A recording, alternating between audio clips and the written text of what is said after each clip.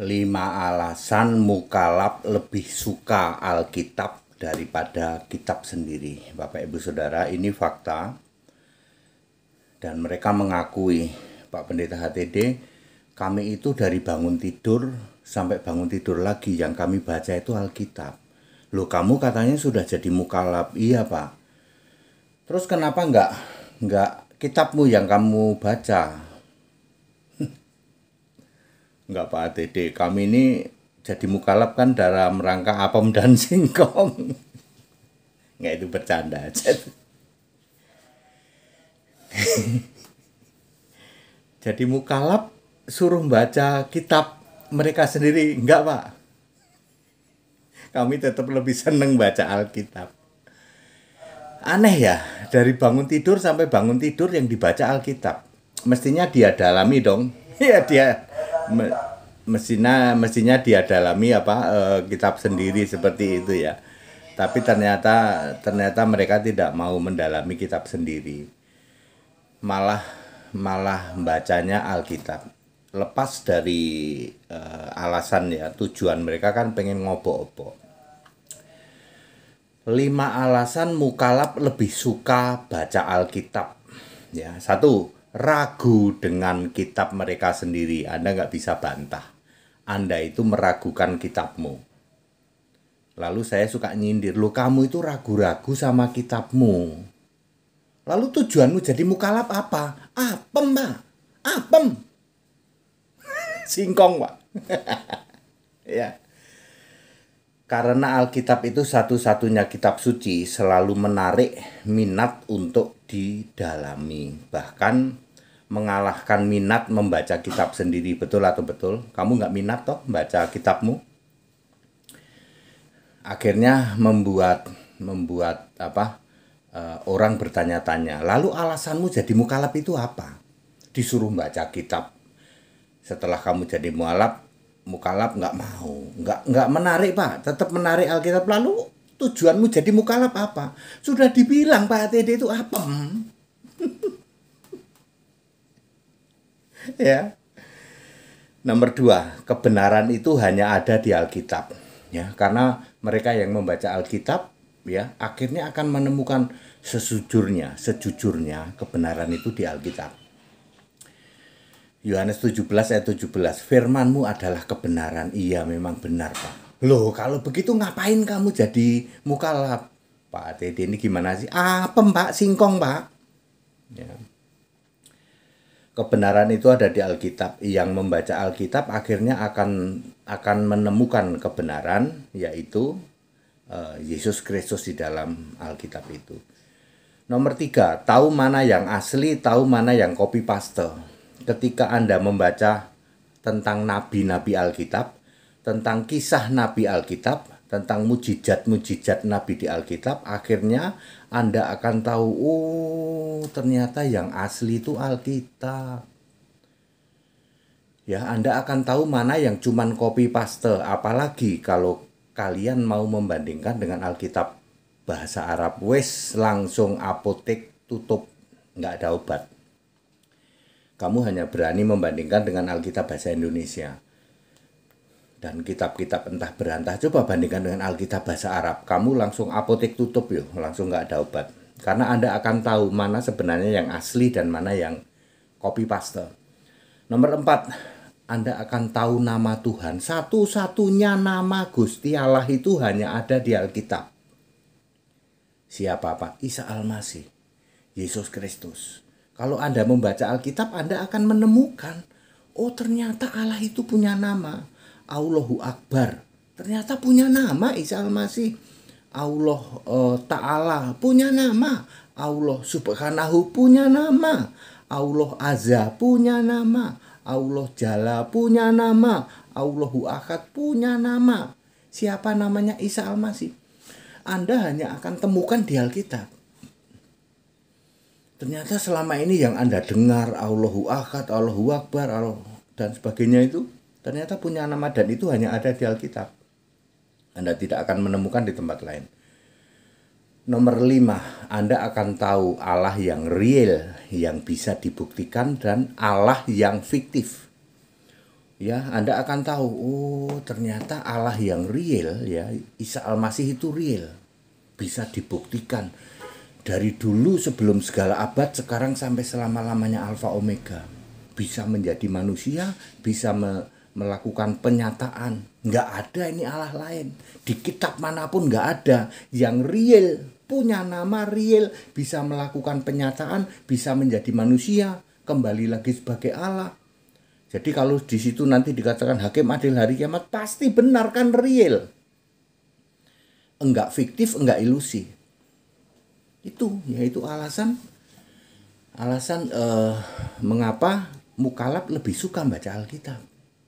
Yang paling nancep apa Pak? Yang paling nancep ya dia akan tahu bahwa Gusti Allah itu punya nama, dan ternyata Isa Al-Masih yang Anda sering sebut-sebut itu, makanya tidak ada yang berani ngomong ke HTD nih, Pak HTD, sesuai firman dari dia sebut Allah dia, sesuai firman dari Allah kami begini bla bla bla bla, lalu saya santai jawab, gini bro, itu yang berfirman itu siapa yang barusan? Itu Allah kami Pak.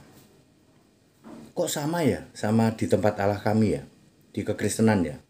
Mosok sih Pak HTD? Iya, bedanya Allah kami punya nama, Allahmu itu namanya siapa? Oh kalau kami nggak punya nama. Oh ya, saya langsung tahu gitu. Pantesan 1 Korintus 8 ayat 4 dan 5 menulis gitu, ada banyak Allah lain. Comot-comot Allah itu Allah yang nggak punya nama ya, yang nggak real. Kalau real harus punya nama, Isa Al-Masih. Makanya tidak ada yang berani itu ya pamer ayat di depan HTD, ayat kitab dia. Pamer ayat di depan HTD, ayat tempat dia, nggak ada yang berani. Saya langsung kek balik aja, itu Gusti Allahmu itu siapa, yang namanya siapa? Nggak punya nama. Kalau nggak punya nama nggak bisa berfirman. Tapi kami bisa Pak. Iya, silahkan Anda imani. Kalau di Alkitab yang tidak punya nama, tidak real, tidak bisa berfirman. Lawang Bapa saja nggak bisa berfirman kok. Bapa itu ngomong aja nggak bisa. Yohanes 5 ayat 37. Kenapa Yesus menyampaikan ayat ini? Bapa itu tidak bisa memperdengarkan suaranya. Kenapa? Supaya kita semua tahu yang bisa berfirman itu hanya Allah yang real. Siapa aku nih? Yesus Kristus. Makanya Yesus berkata, perkataanku. 12:48 Yohanes ya, yang menjadi hakimnya adalah firman yang kukatakan.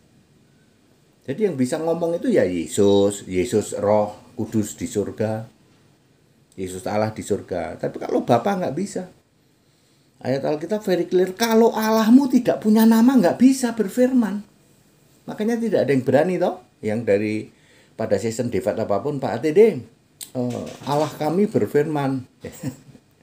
Mohon maaf Pak, Allahmu itu siapa namanya? Nggak ada, mohon maaf Pak ya, kalau tidak ada nama tidak bisa berfirman. Artinya itu tidak real.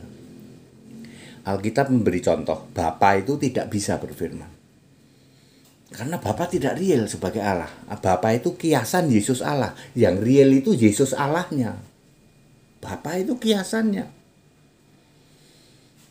Ya, mereka tidak berani itu. Jadi clear ya, mengapa mukalaf ini lebih suka membaca Alkitab daripada kitab sendiri ya, karena mereka meragukan. Siapa bisa bantah? Saudara-saudaraku para mukalaf, siapa bisa bantah bahwa Anda itu sebenarnya meragukan kitabmu sendiri? Iya Pak HTD, karena kami ini jadi mukalaf, suruh belajar kitab itu. Lalu tujuanmu jadi mukalaf apa? Iya maaf Pak HTD, kan sudah di sana itu orang bikin apemnya bisa wangi Pak, masak singkongnya bisa empuk enak. Jadi tujuan kami ya untuk cari apem dan cari singkong. Di tempat mereka itu ahli masak Pak. Ahli bikin singkong. Oh, bikin. Astagfirullah. Ya.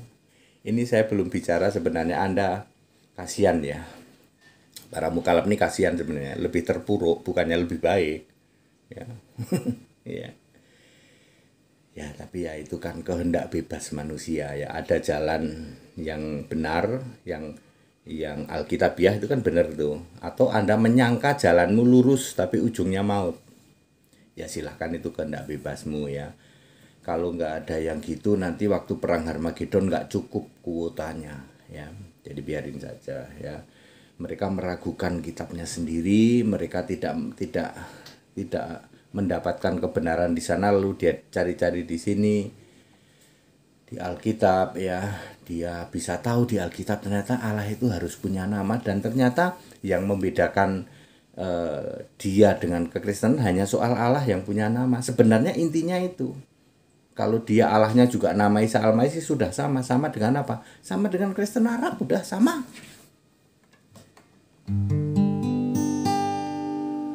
Kau Yesus, namamu segalanya di surga, dipuji sembah hanya Kau yang layak terima segala pujian kami. Kau Yesus, tahtamu selamanya di surga, dipuji sembah hanya Kau yang layak terima segala pujian kami. Yang duduk bersemayam di surga, dipuji disembah semua orang. Kau Yesus yang maha kuasa, Yesus Kristus namanya, yang duduk bersemayam di surga,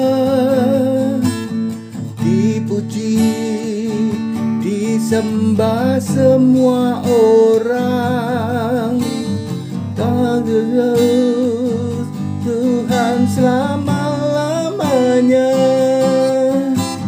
Yesus Kristus namanya, Yesus Kristus namanya.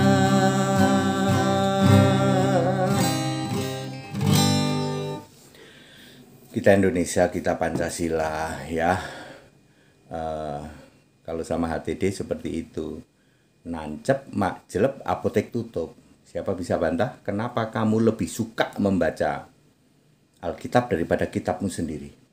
5 alasan tadi real, dan itu benar, kalian nggak bisa bantah. Memang kami ragu-ragu dengan kitab. Kalau memang benar kamu yakin dengan kitabmu, baca kitabmu.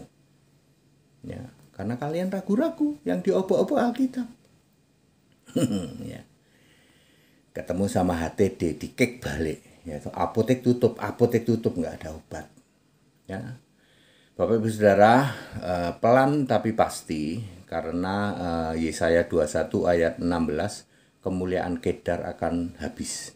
Jadi kalian yang suka membaca Alkitab, kalian akan dipakai untuk membuat Arab habis. Kan Anda makin ngerti toh, ya toh? Walaupun Anda coba menjelek-jelekan Alkitab, setidak-tidaknya Anda makin paham. Udah baca-baca Alkitab, sering dengerin khotbahnya HTD. Makin Anda makin paham, ya. Walaupun Anda benci dengan Alkitab. Tapi suatu saat nanti, ya toh, Anda akan ketemu titik benar, ya. Berarti Anda akan berpihak.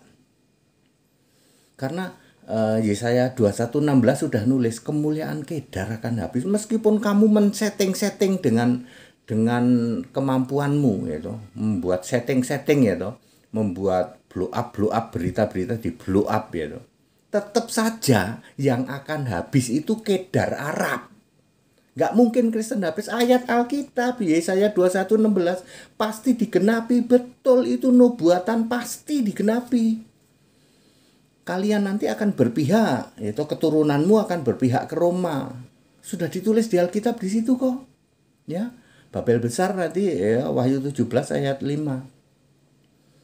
Meskipun segala usaha kamu ini, ya toh, blow up, ya toh, setting, ya toh, tetap saja yang akan habis itu Kedar. Kedar itu Arab, ya. Anda lihat di Arab sekarang, kalau kamu pergi ke Arab, kamu malu loh. Malu loh. Ternyata di Arab jilbab ditinggalkan. Ternyata di Arab jenggot ditinggalkan. Ternyata di Arab, ya toh, mereka malah lebih modern dari sini. Wow, gereja-gereja banyak di sana. Ya toh, merayakan Natal lebih heboh dari sini. Banyak orang pelihara anjing di sana. Lihat di YouTube, ya toh, di YouTube, di Google, ya. Di sana sedang de-Arabisasi. Arabisasi mulai meluntur, akan terpenuhi Yesaya 21 ayat 16, kemuliaan Kedar akan habis. Sementara di sini sedang ngarabisasi. Budaya di sini terkikis ke budaya Arab, tapi itu nggak lama kok.